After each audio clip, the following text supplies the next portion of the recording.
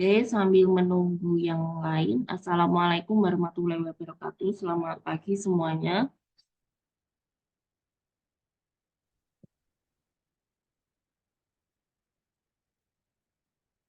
Halo, halo.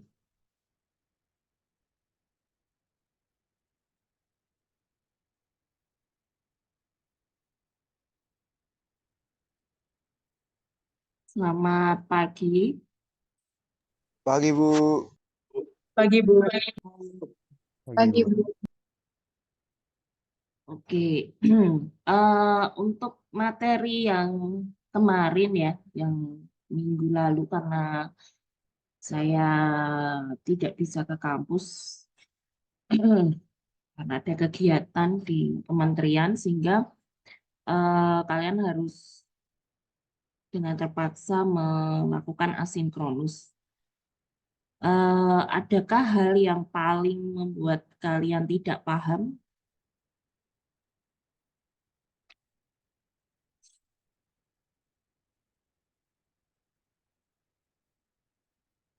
tentang hipotesis testing, bicara soal eh,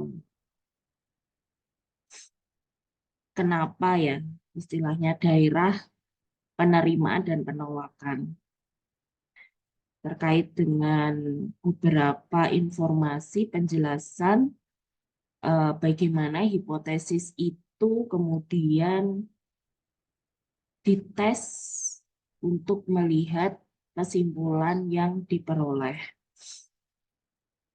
Oke, ada pertanyaan nggak? Tahu bingung? Mungkin minggu depan ya, waktu kita offline ya, nanti kita bahas beberapa pertanyaan yang sudah kalian kumpulkan. Nah, pada hari ini adalah materi terakhir ya, materi teori terakhir. Eh, Minggu depan kita sudah masuk ke praktek, sehingga nanti teman-teman bisa bawa laptop ya, jangan lupa bawa laptop, kemudian sudah diinstal ya, baik Jamovi ataupun SPSS-nya, karena minggu depan kita sudah mulai praktek untuk analisis. Nah, yang materi kita terakhir pada pagi hari ini adalah lanjutan dari yang minggu lalu. Jadi kita masih bicara soal probability. Kalau yang kemarin kita bicara bagaimana aplikasian probability itu dalam hipotesis testing. Nah, yang pada hari ini saya akan menjelaskan terkait dengan confidence interval. Nah, confidence interval ini akan menjadi hal yang akan sering kalian lihat nanti dalam output analisis. Nah, di output analisis ini nanti akan ada apa confidence interval yang nanti menjadi dasar kalian untuk mengambil kesimpulan. Nah, kalau kemarin minggu lalu kan kalian sudah melihat ya apa bedanya ketika 5%, ya 10%, kemudian 1 ekor, 2 ekor, gitu. Itu nanti menjadi dasar kalian besok kalau penelitian, kalian mau mengambil yang mana. Saya mau kepercayaan 10%, atau mau yang 5%, atau mau yang 1 ekor atau 2 ekor, kalian sudah paham secara teoritis itu maknanya seperti apa dan eh, akibatnya seperti apa, konsekuensinya seperti apa, gitu ya. Oke, pada hari ini, pagi ini, saya akan menjelaskan terkait, sudah nampak belum ya?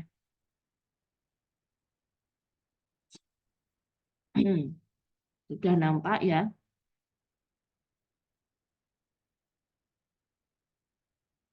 Halo? Nampak, Bu. Oke, sudah nampak ya. Nah, pagi ini saya akan menjelaskan terkait dengan confidence interval, kemudian standar error, standar deviasi, dan margin of error. Semuanya ya, semuanya ini berkaitan dengan menjawab seberapa terpercayanya hasil penelitian kalian. Jadi seperti yang pernah saya jelaskan, berapapun skor yang kalian masukkan ke dalam analisis data, ya, baik SPSS atau Jamovi, itu akan menghasilkan hasil output, ya, pasti, apapun skornya. Tetapi pertanyaannya kemudian, apakah data atau hasil itu bisa dipercaya atau tidak? Di pertemuan terakhir kita offline, ya, mungkin teman-teman masih ingat bahwa error itu selalu akan kita lakukan. Karena itu suatu keniscayaan. Kenapa? Karena kita mengambil kesimpulan berdasarkan probability, ya. Jadi probability apakah kemudian data sampel yang kita peroleh itu mewakili data populasi kita.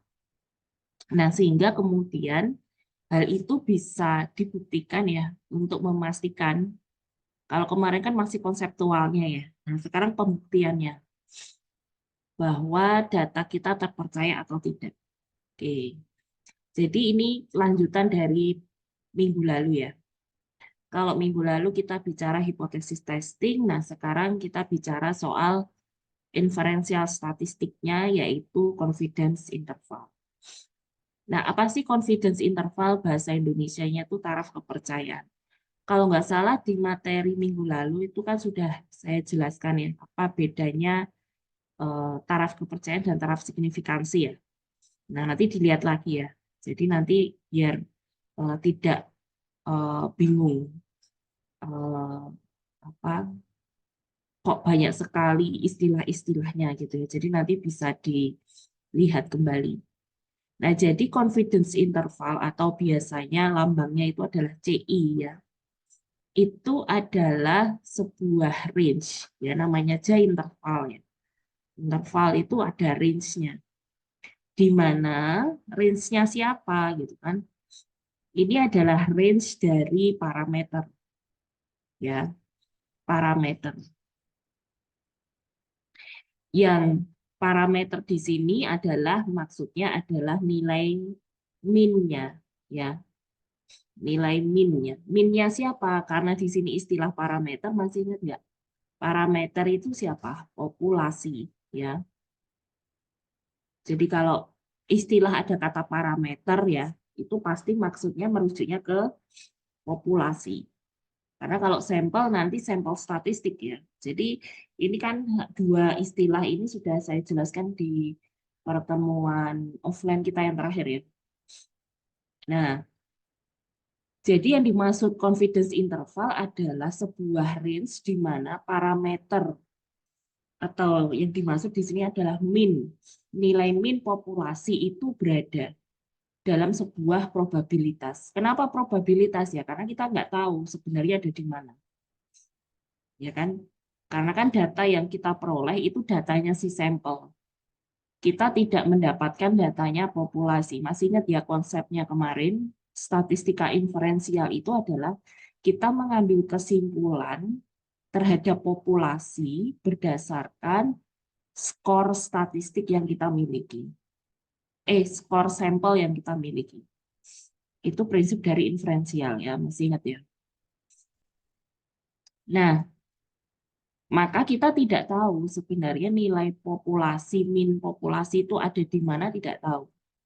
Jadi kita kemudian membuat sebuah confidence interval yang mana itu akan menjadi sebuah interval atau sebuah range, ya.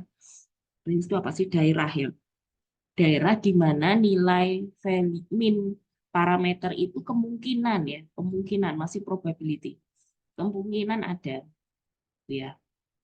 Nah, yang kita tahu itu adalah ini juga sama, ya, ini materi yang kemarin, ya, terakhir, ya.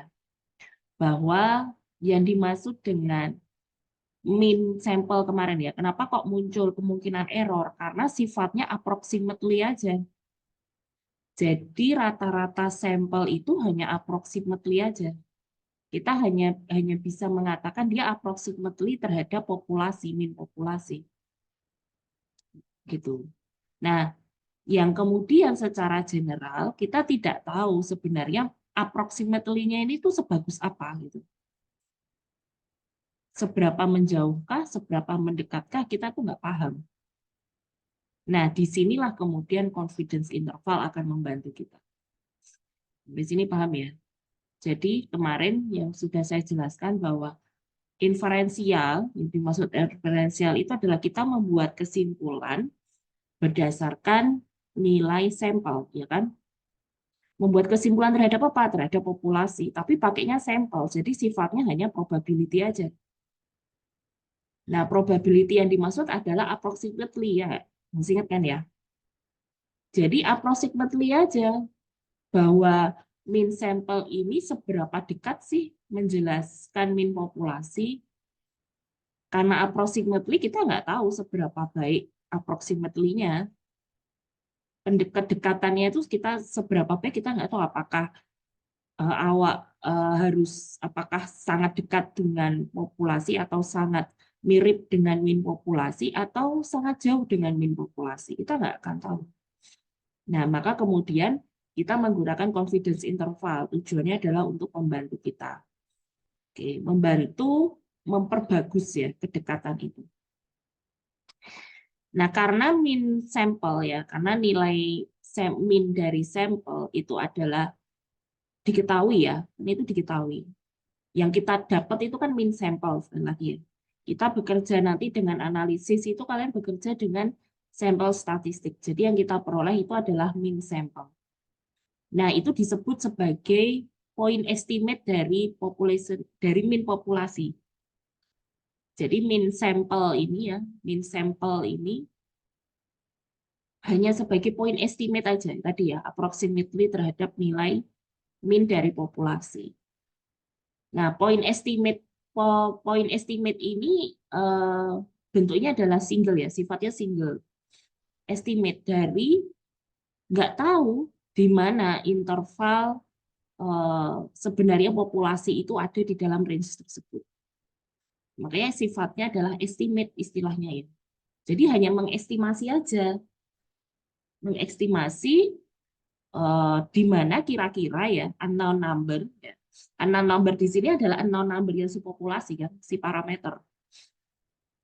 Di dalam range tersebut. Gitu ya. Nah, jadi tadi diingat-ingat ya sekali lagi bahwa confidence interval ini akan membantu kalian untuk mengetahui, bukan mengetahui sih, lebih tepatnya adalah mengestimasi ya, mengestimasi interval tersebut. Sebenarnya ada di mana sih interval yang kemungkinan ya, kemungkinan. Karena estimasi ya, jadi mengestimate aja. Mengestimasi kemungkinan ya, probability di mana mean populasi itu berada. Ya, itu yang dimaksud dengan confidence interval. Nah, sebagai contoh, misalnya kalian mengukur kecemasan ya dengan BDI. Kemudian kita tahu bahwa BDI itu misalnya skornya itu bergerak dari 0 sampai 63. Misalnya. Nah, kemudian kalian dapat ya, kalian ukur ke sampel tertentu. Dapatlah kemudian rata-rata dari sampel itu taruhlah misalnya 10,72. Ya, rata-rata skornya. Kan tadi skor totalnya bergerak dari 0 sampai 63. Ternyata sampel kalian ya, itu skornya itu rata-ratanya itu adalah 10,72. Nah, dari informasi ini kita tidak tahu seberapa dekat si 10,72 ini terhadap mean populasinya. Gitu ya. Jadi sekali lagi yang kita tahu itu hanya mean sampel. Nah, mean sampel ini ya ini 10,72 ini ya kita dapat. Nah, seberapa dekat 10,72 ini dengan mean populasi kita nggak tahu. Gitu ya. Jadi mean populasinya ternyata 63, ya kita nggak tahu. Nah, seberapa dekatnya ini yang kemudian nanti akan kita menggunakan confidence interval.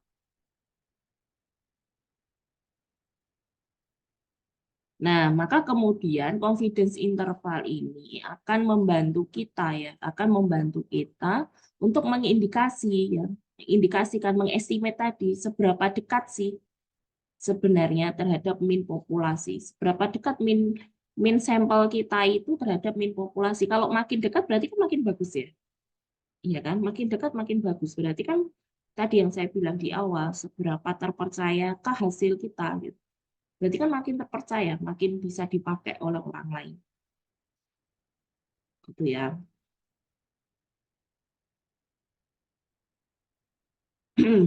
Untuk membayangkan confidence interval, maka kalian bisa membayangkan misalnya tadi skor minimumnya adalah 0 sampai maksimum 63. Maka kita bisa 100% percaya bahwa yang namanya min populasi itu berada di antara 0 sampai 63. Gitu ya. Kalau digambarkan itu seperti ini.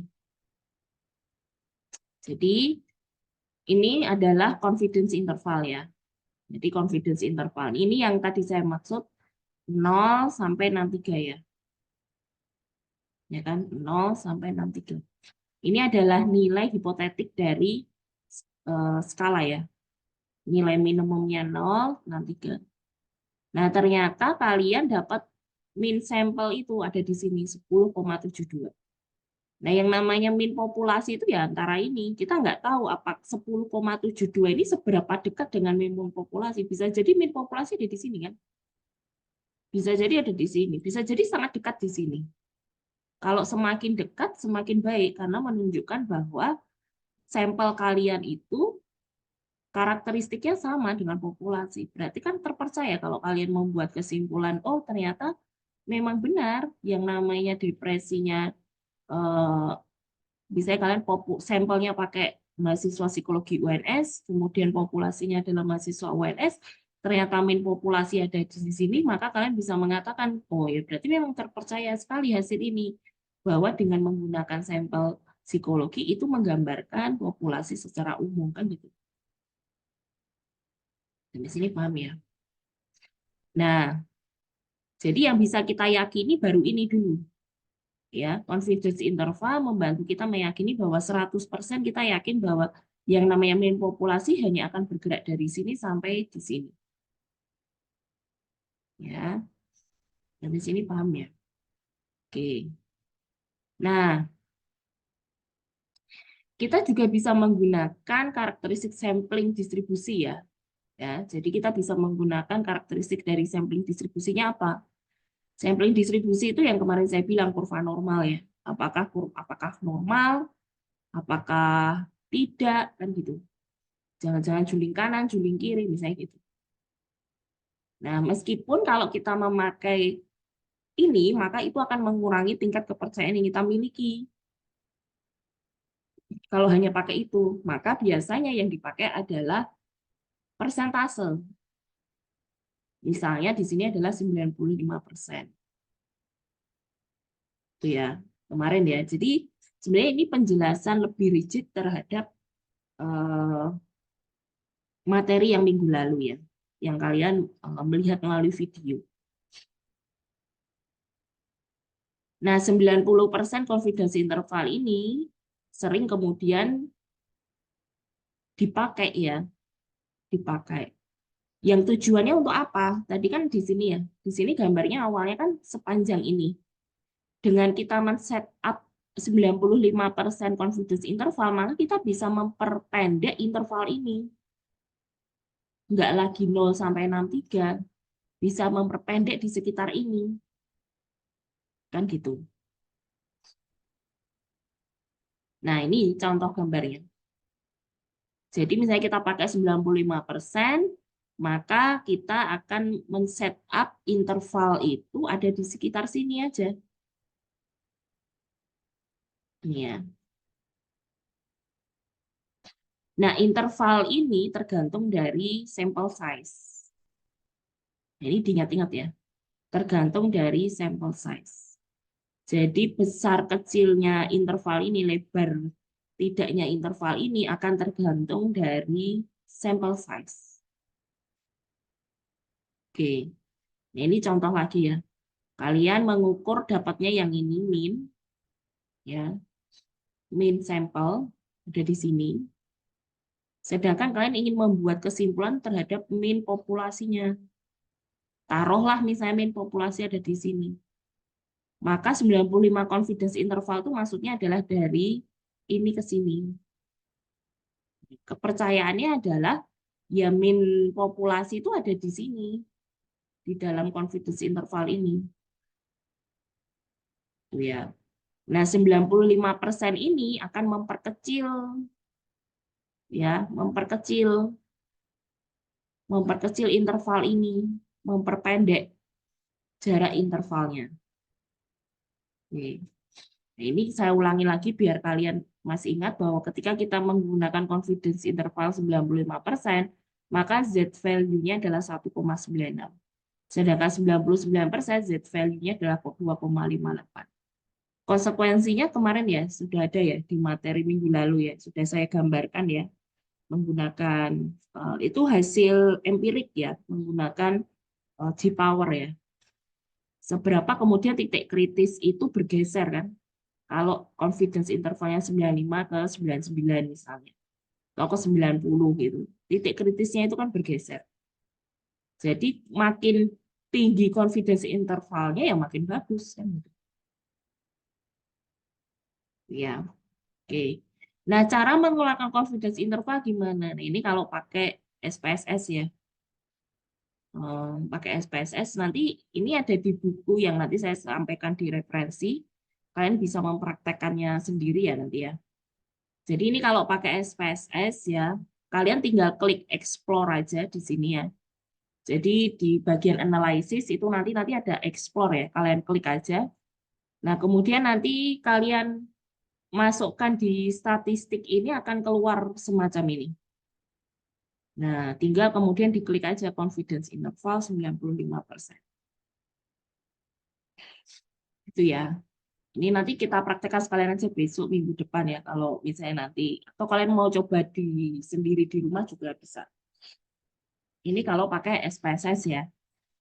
Jadi kalian tinggal klik di sini analysis ya. Nanti di analysis ini nanti ada explore ya, muncul explore. Nah, keluarnya akan semacam ini. Nah, nanti kemudian klik statistik keluarnya yang ini.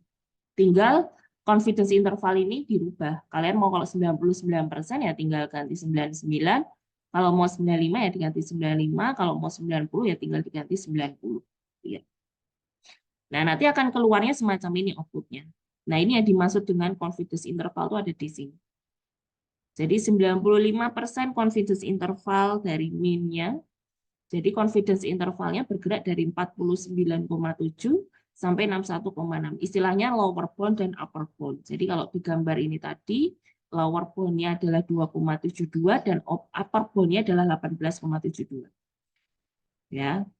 Makanya kenapa di sini terlihat bahwa depends on sample size, karena ketika kalian memasukkan data ini ya, kan sampelnya ada 6 ya. Ya dia akan memperhitungkan nilai sampel ini pasti. Gitu ya. Oke. Selanjutnya, nah bisa juga selain menggunakan ini ya, menggunakan ini lower bound dan upper bound, bisa juga kalian memakai kalau teman-teman yang lebih suka visual ya, membaca data visual, kalian bisa memakai bar chart ya, error bar chart. Nah, kalian bisa dari sini kelihatan ya bahwa sampel semakin besar, bar chart-nya makin kecil ya. Itu menunjukkan makin terpercaya. Karena kan tadi gini ya, bandingkan ya, ini dari yang sebesar ini, ya kan, ada di sini, ya. Kemudian kalian pakai 95%, ada di sini. Nah, ini akan tergantung dari jumlah sampelnya. Makin banyak sampel, ininya makin kecil. Ya kan? Karena berdasarkan dilihat dibuktikan dari sini, sampel 6 dengan sampel 100 ternyata error bar chart-nya itu makin kecil ya. Sampel 100 ini menunjukkan makin kecil sampelnya makin besar error bar chart-nya. makin nggak ketahuan ini populasi, min populasi ada di mana. Kalau yang ini, oh ya cuma terbatas ini aja kan. Nah ini upper bound-nya itu yang ada di sini, lower bound ada di sini. Ya, jadi kalau dari gambar ini yang di atas itu yang upper bound-nya, yang di bawah ini yang lower bound. Nah inilah disebut dengan confidence interval yang ini. Oke. Nah cara mengeluarkannya gimana? Nah tinggal kalian apa, klik ya Graphs and Legacy, nanti ada di bagian atas ya. Kemudian error bar dikeluarkan, nah, nanti tinggal diklik aja di sini, sample dan summarize, separate variable. Oke. Nanti bisa dicoba sendiri.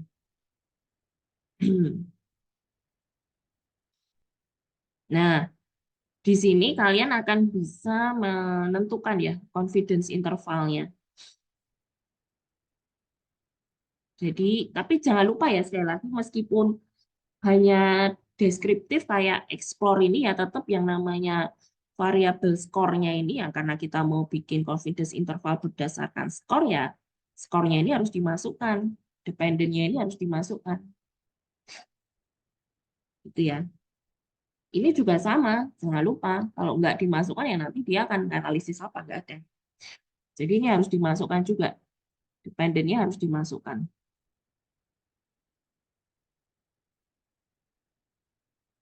Nah, di sini ada penjelasan ya dari buku ini, saya ambil dari buku ya, buku yang sudah saya berikan ke kalian juga. Dari sini kelihatan ya, jika kalian ingin mengcompare ya, mengcompare variabel ya, mengcompare variabel, maka kalian bisa memilihnya adalah simple and the summarize of separate variable option. Jadi yang di sini. Jadi kalau ingin mengcompare ya, compare, maka milihnya simple, kemudian memilihnya separate variable. Kalau mau mengcompare ya, mau mengcompare dua variabel itu secara terpisah ya. Kemudian diklik define ya, ini tadi ya, klik define. Nah, kemudian tinggal di OK. Setelah keluar, habis itu kan keluar ini ya, setelah kalian klik define akan keluar ini. Kemudian nanti tinggal di OK. Nah, di sini yang bisa dirubah tadi ya, 95 atau 99 gitu. Nah, maka akan keluar semacam ini.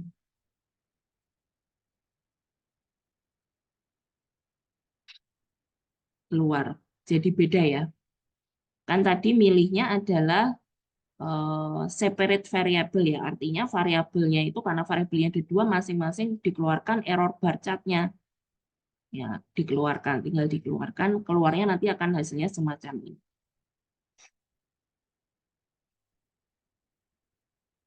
Nah, di sini kalian juga bisa melihat ya, bahwa misalnya ya di sini ada variabel, ada kolom ya untuk dependent variabelnya ya. Dan kemudian independent variabelnya di kategori aksis ya. Jadi di sini di define itu, mungkin ini yang lebih kelihatan ya. Mana tadi? Nah, ini ya.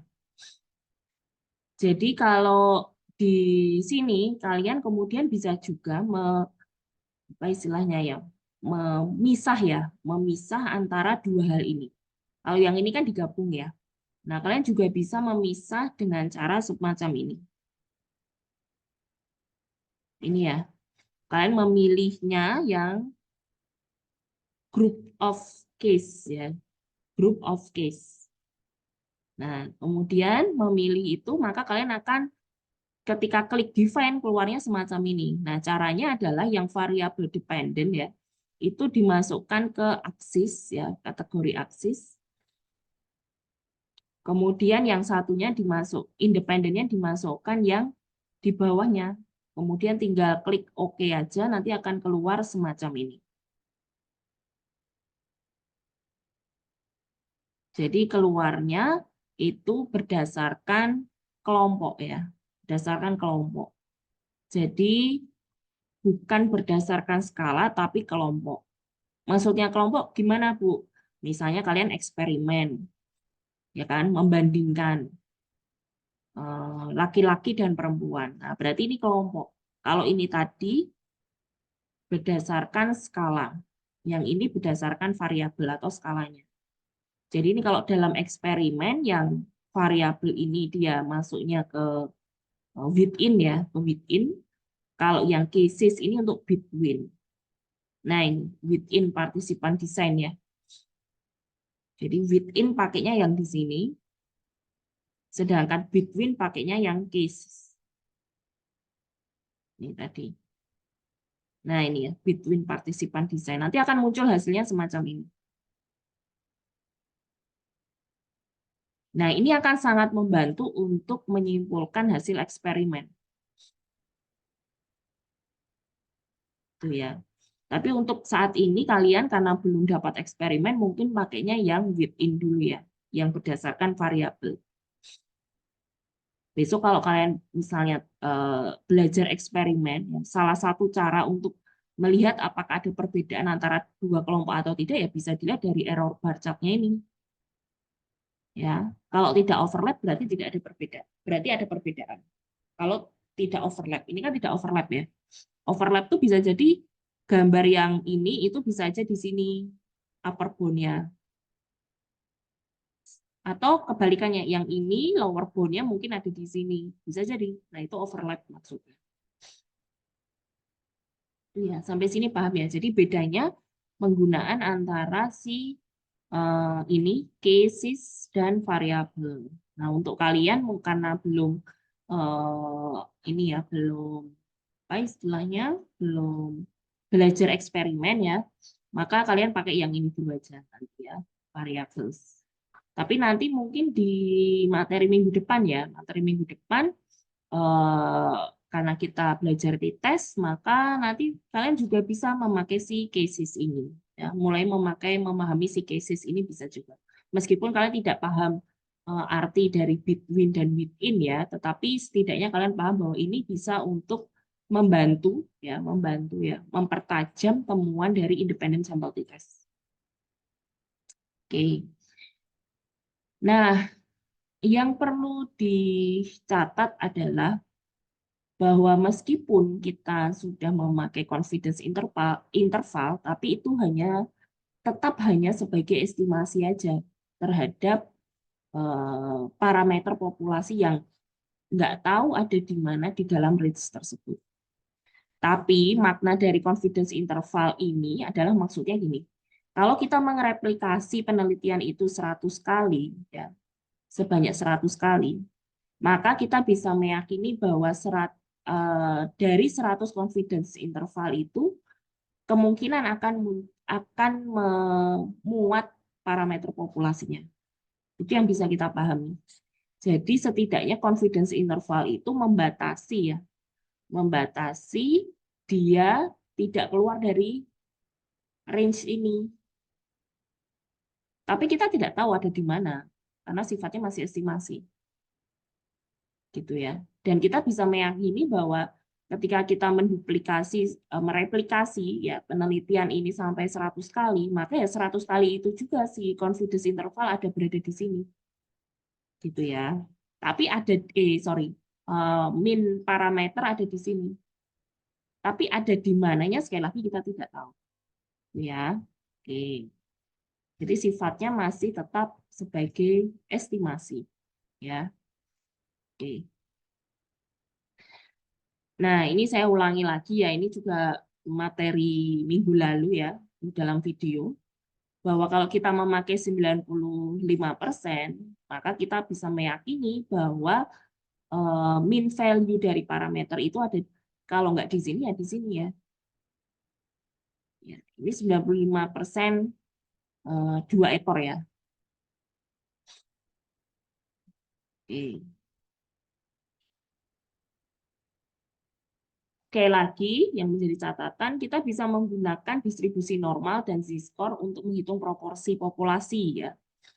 apakah berada atau di bawah suatu skor tertentu ya. Ini materi Z-score dan kurva normal ya di semester lalu ya.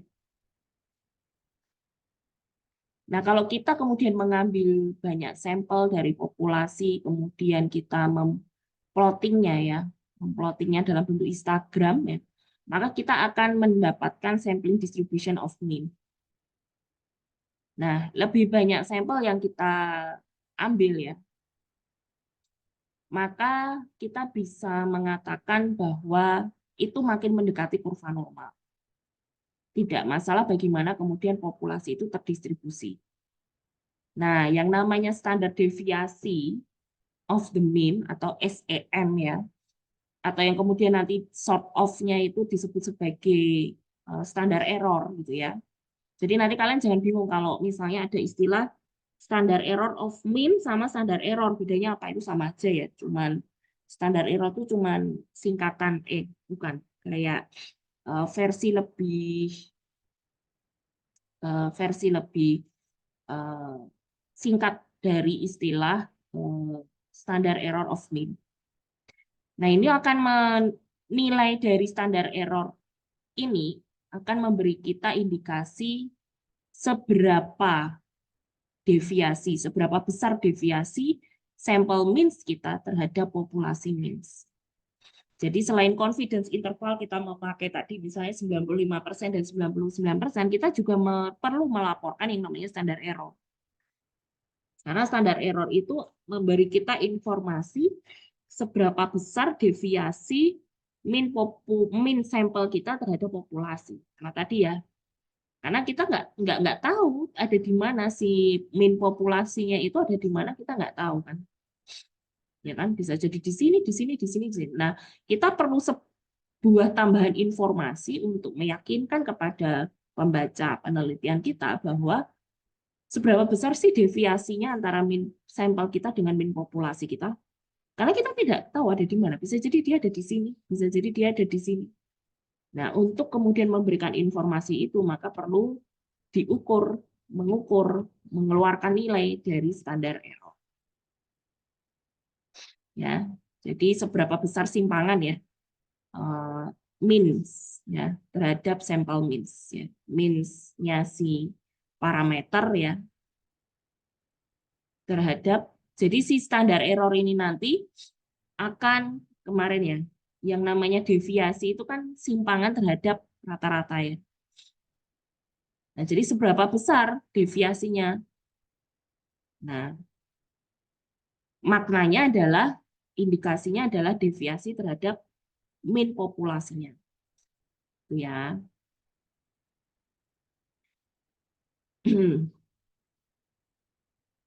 Nah, dalam mengukur standar error ini kita percaya bahwa rata-rata atau sampel means atau yang kalau kurva normal itu yang ada di bagian tengah itu ya. Itu adalah mendekati min populasi.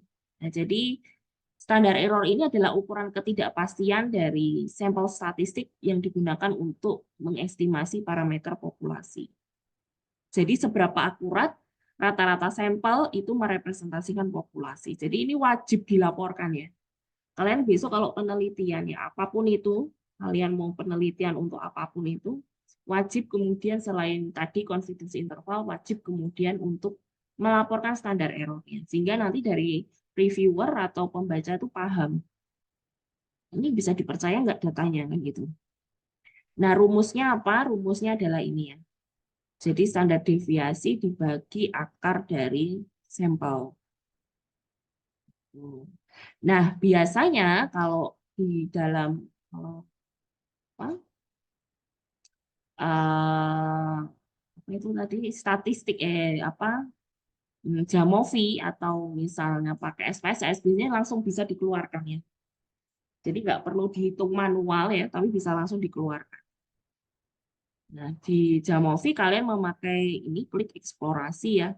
Sebenarnya sama sih kayak di SPSS ya, kliknya adalah eksplorasi, kemudian deskriptif, kemudian di mean dispersion ini ya, kalian akan tinggal klik aja standar error of mean. Confidence interval 95%. Nah, nanti akan keluar tuh SE-nya berapa. Nah, sedangkan standar deviasi itu adalah sebaran data sampel atau populasi. Seberapa jauh ya terhadap rata-rata sampel ya. Seberapa jauh. Jadi kalau yang ini ya, kalau standar error itu seberapa menjauh dari populasi mean ya. Kalau ini sebarannya, hanya sebarannya. Mendapatkan pemahaman tentang seberapa bervariasi ya. Tujuannya untuk mendeteksi variasi data itu. Variasinya besar atau enggak gitu. Saya pernah menjelaskan ya, SD, karena SD adalah V sama dengan varian sama dengan SD kuadrat, maka ya kalau SD-nya makin besar skornya, variasinya makin besar. Itu menunjukkan ya datanya kemana-mana kan gitu. Data kemana-mana itu kan berarti menunjukkan ya min-nya karakteristiknya sangat beragam gitu terhadap variabel tersebut. Kan gitu. Makin nggak bisa dipercaya kan datanya berarti. Dan tidak dipercaya itu terjadi karena kesalahan mengambil sampel. Gitu. Karena tadi setelah diukur kok ternyata kok skornya itu kan bermacam-macam gitu. Besar sekali sebarannya. Berarti kan nggak jelas gitu. Kalau misalnya taruh di gambar yang ini tadi, kita balik ke gambar ini sangat membantu sekali ya dalam pemahaman. Nah, itu bisa jadi ada di sini, entah di mana gitu ya. Karena dari sini sampai ke sini. Nah, berarti intervalnya kan makin besar. Berarti makin nggak jelas. Si populasi min ada di mana kan makin nggak jelas. Ya nggak? Makin tidak bisa terdeteksi kan gitu. Nah, maka itu menunjukkan ya makin jelek datanya. Gitu ya. Oke. Nah, ini ya kesimpulannya bahwa semuanya sama-sama mengukur variabilitas ya. Cuman bedanya kalau SD itu di dalam sampel tersebut ya mengukur variabilitas sampel, sedangkan kalau standar error adalah between ya. Jadi membandingkan tadi dengan populasi. Nah, ini distribution of individual values, sedangkan ini adalah sampling distribution. Jadi ini tujuannya adalah untuk melihat ya deviasi antara data value dan sampel, sedangkan ini adalah deviasi antara sampel statistik dan populasi parameter, akurasinya. Oke. Kalau sampel size-nya naik, maka si standar deviasi harusnya tuh nggak berubah. Karena standar deviasi itu kalau sampelnya baik ya ini kalau sampelnya baik sebagai catatan sampelnya baik. Sampel baik itu maksudnya sampelnya oke. Jadi sampel itu punya karakteristik yang khas yang itu menggambarkan variabel yang sedang kalian ukur. Nah, kalau sampelnya baik harusnya ya ini harusnya. Kalau sampelnya baik, maka standar deviasi itu harusnya nggak berubah.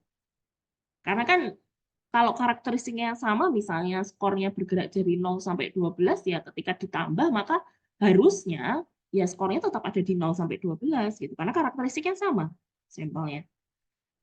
Jangan kemudian tiba-tiba ada yang outlier jadi 24, 25, nah, itu berarti jelek sampelnya jelek. Harusnya tetap di 0 sampai 12, cuman bertambah aja kan.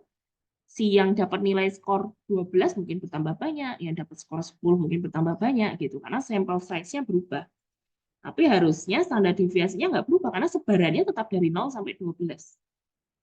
Di sini paham ya? Sedangkan kalau standar error ketika sampel size-nya makin banyak, itu akan makin menciut ya, menciut tadi gambarnya yang ini tadi ya. Mana tadi?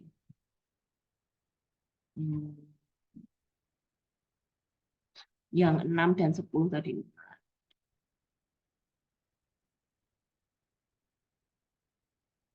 Kok hilang ya?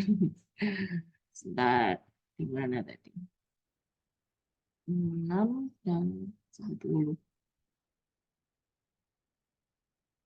Nah, ini. Jadi makin banyak, confidence intervalnya makin kecil.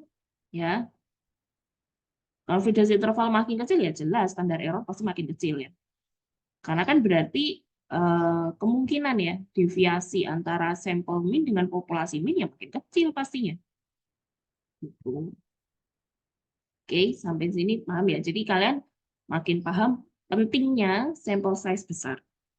Nah, cuman kemarin kayaknya belum ada ya di nanti materi soal eh, apa bias ya nanti ada. How big is enough. Jadi dari sini ada kesimpulan satu yang bisa diambil adalah sampel besar makin bagus. Cuman besarnya seberapa? Nah, itu yang nanti akan kita bahas di materi bias ya. Oke. Nah, ada lagi istilah yang saat ini mulai dipertimbangkan ya oleh para peneliti, pelaporannya. Jadi kalau dulu itu seringnya ya cukup dengan standar deviasi, standar error gitu ya, confidence interval dilaporkan. Nah, sekarang ada istilah, ada hal baru lagi. Sebenarnya bukan hal yang baru sebenarnya ini ya, cuman hal yang mulai menjadi perhatian para peneliti saat ini, yaitu margin of error. Ini mulai diminta untuk dilaporkan di beberapa jurnal ya. Jadi margin of error adalah kisaran yang menunjukkan seberapa jauh hasil dari sampel ya itu bisa berbeda dari hasil sebenarnya dalam populasi dengan tingkat kepercayaan tertentu. Jadi ini makin spesifik lagi. Kalau tadi standar confidence interval itu adalah membuat kita ya memperkecil range-nya sehingga makin mendekati populasi min ya. Kemudian standar error itu memberikan kita informasi soal seberapa besar simpangan min sampel dengan min populasinya ya. Harusnya makin kecil makin bagus ya. Standar errornya makin kecil makin bagus harusnya. Berarti artinya simpangannya itu kecil ya. Nah, sekarang ada istilah margin of error atau MOE. Nah, margin of error ini seberapa jauh kemudian hasil sampel itu berbeda dengan hasil dari populasi. Nah, karena ini hal yang tadi ya, sebenarnya bukan hal baru gitu ya. Tapi memang kemudian kebanyakan masih memintanya adalah perhitungan secara manual ya, masih menggunakan manual. Meskipun sebenarnya di Jamovi ya, di Jamovi itu sudah mulai ada, cuman di beberapa jurnal ya masih menerima untuk perhitungan manual. Oke. Nah, yang jadi catatannya yang kedua adalah biasanya MOE ini digunakan untuk sampling acak ya. Jadi probability sampling. Nah, jadi kisaran seberapa jauh ya. Sama sih bicara soal deviasi. Hasil sampel itu berbeda dengan populasinya ya. Hasil ya. Kalau yang tadi itu kan min ya. Deviasi min. Kalau ini adalah hasil. Oke. Nah, rumusnya adalah ini menggunakan standar error ya. Dan skor Z atau T-score yang sesuai dengan tingkat kepercayaan diinginkan. Serta kemudian menggunakan ukuran sampel ya. Jadi Z-score-nya ya. Jadi Z-score tadi masih ingat ya di sini. Nah, ini kalau pakai confidence intervalnya 95 berarti Z-score-nya adalah 1,96 ya. Berarti tinggal dimasukin aja. Z-score 1,96 ya. Z-score 1,9 Z-score 1,96 ya. Oke, ini lambang populasi ya, masih ingat ya. Jadi standar deviasi karena ini pakai ini ya, sedangkan di sini saya pakainya S ya, biar nggak salah ya. Tapi maksudnya adalah standar deviasi sampel. Jadi karena saya nggak bisa bikin ini ya, jadi kemarin saya nyari gitu di Google gitu, tapi yang muncul lambang ini gitu. Padahal ini kan populasi ya. Jadi nanti kalian kalau mau bikin sendiri bisa pakai S ya, di sini pakai S. Nah, mungkin ini yang bikin rumusnya juga mungkin merasa seringnya mungkin dia memakai ini ya, memakai apa sih kemarin theta ya, yang seringnya mungkin bekerja dengan data populasi gitu. Nah, intinya pokoknya yang di atas itu yang sebagai pembilang itu adalah standar deviasi ya, standar deviasi dari data kalian. Kemudian dibagi akar dari sampel ya. Akar dari sampelnya berapa? Kayak gitu, sampai sini ada pertanyaan kah? Ini beberapa referensi yang saya pakai ya di buku ini, nanti kalian bisa membaca untuk lebih jelasnya lagi. Oke, sampai sini ada pertanyaan?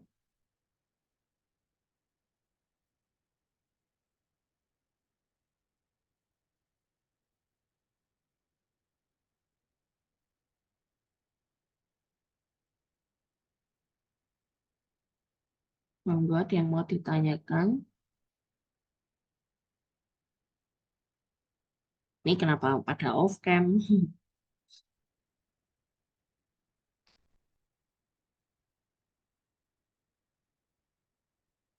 Oke, kalau tidak ada, saya akan lanjut ke materi selanjutnya ya, terkait dengan penulisan hasil berdasarkan APA. Nah, eh, penulisan hasil ini nanti akan langsung kalian praktekkan minggu depan ya. Jadi saya minta untuk kalian betul-betul nanti dipahami ya, sehingga nanti akan menjadi terbiasa ya ketika minggu depan mulai menuliskan hasil. Oke, nanti bisa ini karena ini materi yang bisa kalian belajar sendiri juga ya, sehingga nanti kalian bisa secara mandiri untuk apa istilahnya mengulanginya kembali. Oke. Nah, penulisan hasil. Jadi hasil dalam statistika ya, hasil dalam statistika itu punya aturannya sendiri ya. Dan aturannya berdasarkan American Psychology Association biasanya, jadi APA. Biasanya nanti kalau kalian bisa sih nyari JARS ya. JARS itu semacam panduan template ya untuk menulis report ya, baik kuanti atau kuali. Jadi kalian bisa klik di Google gitu, nanti ada muncul dari Science Direct gitu, JARS quantitative method gitu ya, atau JARS qualitative method gitu, atau eksperimen method gitu, nanti ada semuanya. Nah, nanti biasanya di sana, di dalamnya itu biasanya sudah sangat spesifik menjelaskan bahwa dalam waktu menjelaskan soal result ya, ketika menulis result itu harus berdasarkan APA biasanya. Meskipun ya, jadi bedakan dengan gaya selingkung atau gaya menulis ya, misalnya citasi atau daftar pustaka itu nanti beda. Jadi kalau daftar apa gaya selingkung itu ada IPA, ada Harvard ya, ada Vancouver ya kan, ada banyak ya. Gaya menulis daftar pustaka atau citasi itu ada banyak. Tapi kalau menulis report hasil penelitian ya biasanya pakainya APA gitu. Jadi jangan bingung ya nanti kalau buku kok ada istilah Vancouver gitu ya. Nah, itu nggak usah bingung ya. Itu biasanya nanti untuk gaya selingkung gitu. Sebenarnya untuk hal-hal semacam itu sebenarnya sudah terfasilitasi ya dengan kemajuan teknologi. Misalnya kalian bisa pakai Mendeley misalnya ya, atau bisa pakai Zotero gitu ya, atau pakai EndNote gitu untuk menuliskan gaya selingkung itu sebenarnya. Jadi kalian tidak perlu berpusing-pusing untuk kayak dulu zaman SMA ya, pelajaran bahasa Indonesia misalnya ya. Kalau kayak gini Vancouver itu harus gimana gitu misalnya, menulis daftar pustakanya atau citasinya harus gimana gitu, enggak seperti itu sekarang ya. Maksudnya kalian sudah bisa memanfaatkan beberapa kemajuan teknologi ya. Kalau saya pribadi suka pakai Mendeley ya, jadi kalian bisa nanti nyari di Google software Mendeley ya, baik secara desktop ataupun yang Elsevier ya, karena ada dua ya. Jadi nanti kalau versi web ya, versi web itu akan membantu kalian ketika mencari jurnal ya, itu nanti akan langsung masuk ke Mendeley kalian gitu. Ya memang jurnalnya jurnal-jurnal Elsevier ya. Maksudnya mungkin yang dari mana ya, misalnya dari apa sih yang kedokteran itu saya lupa ya. Istilah publishernya saya lupa. Nah, itu mungkin nggak masuk gitu, karena Elsevier biasanya yang masuk ya kayak Seed, Science Direct gitu-gitu, yang jurnal-jurnal besar biasanya yang masuk. Nah, semacam itu. Jadi, nggak usah bingung ya, nanti nggak usah masuknya, loh ini apa bedanya gitu. Kalau ya ini khusus untuk menulis hasil ya, menulis hasil dari statistik kalian. Nah, kesalahan umumnya yang pertama, ketika melaporkan P ya, P sama dengan 0,00 ya. Ini masih sering terjadi di skripsi juga ya. Mereka biasanya masih menuliskan oh P dapatnya hasil statistiknya dari hasil statistik dapat misalnya dapatnya harusnya P dapatnya di apa output ya di output SPSS atau jam movie-nya itu misalnya 0,1 atau 0,3 lah ya 0,03 misalnya. Tapi mereka melaporkannya ya P-nya 0,00 gitu. Nah, ini yang keliru juga ya.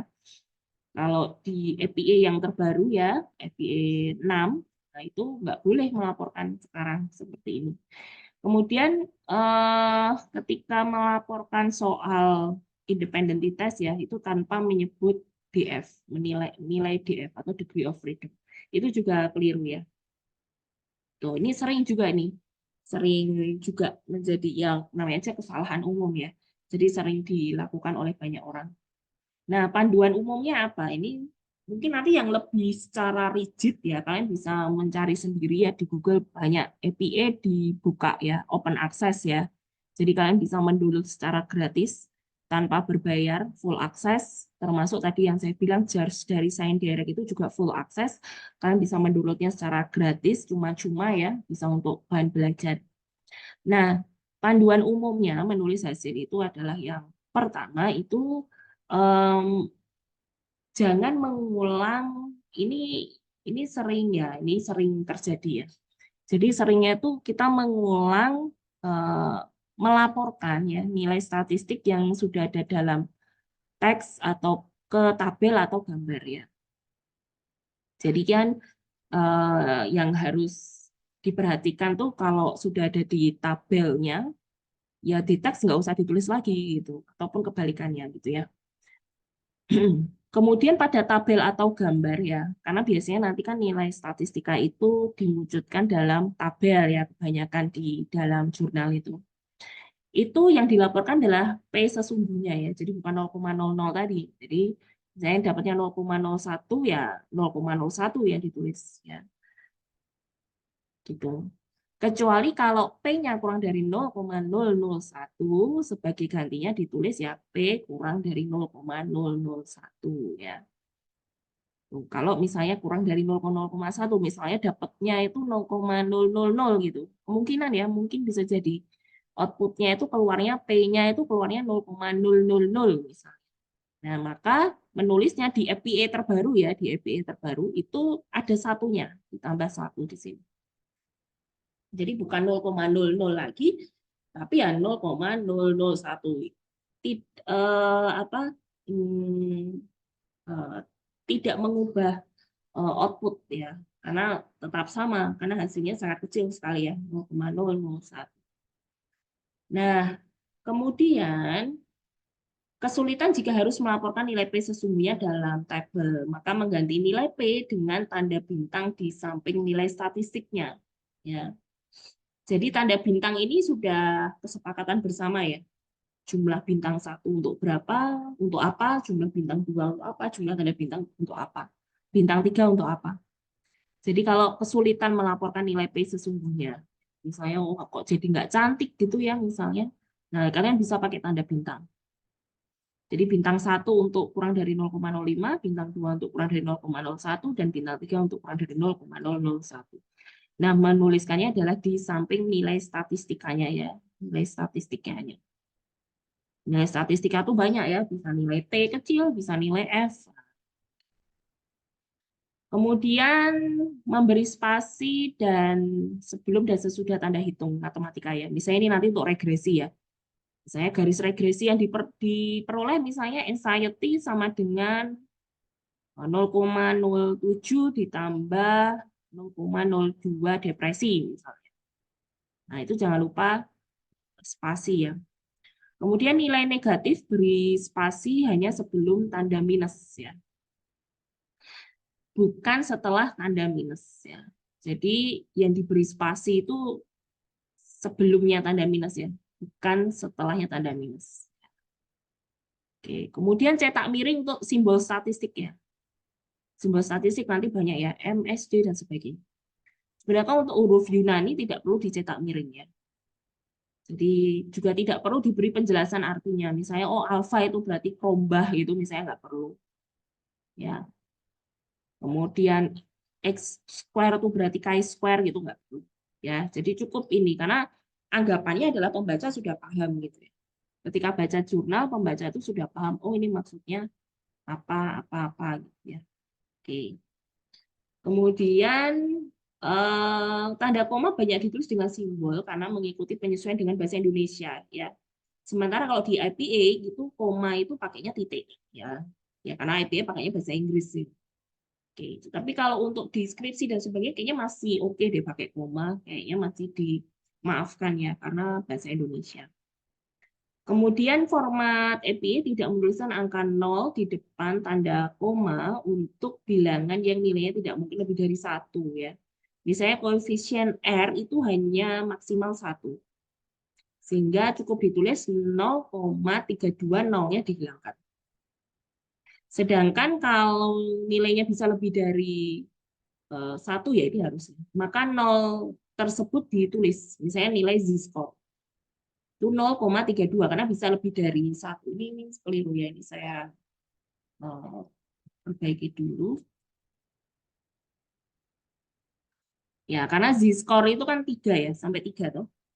Jadi diingat-ingat kalau yang maksimal 1 ya, maksimal 1, misalnya R, ya, nah itu nggak perlu ada 0 di depannya.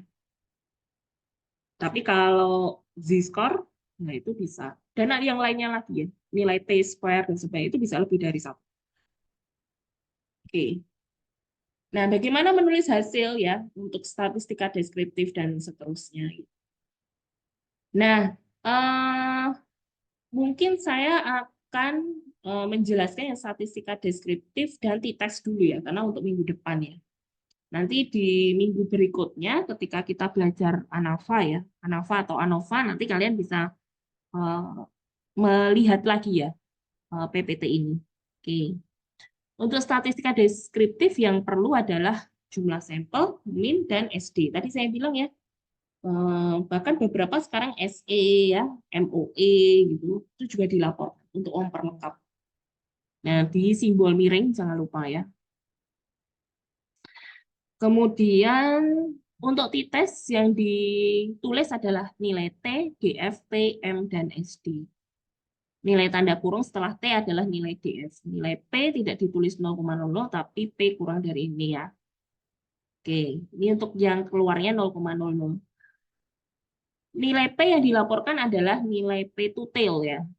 Jika analisis dilakukan dengan one tail, maka perlu diberi keterangan. Nah, ini nanti saya sampaikan di minggu depan ya.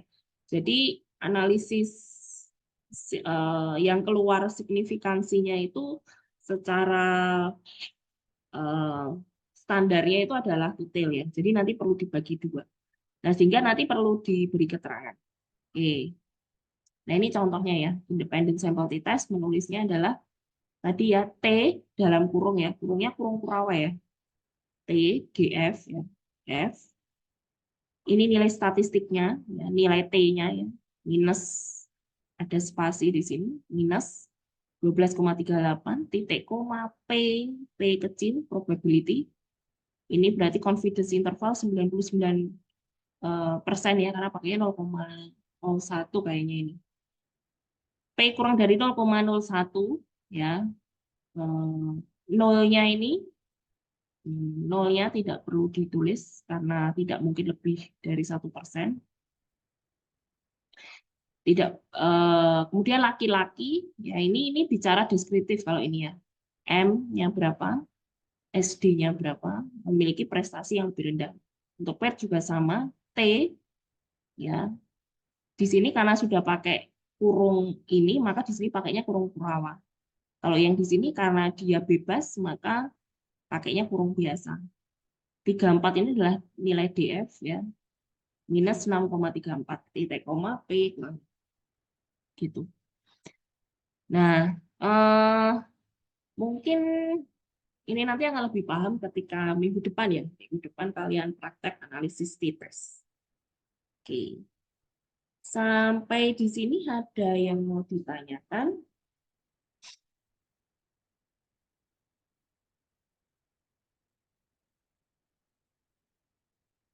Adakah? Tidak ada? Oke, kalau tidak ada, saya cukupkan ya.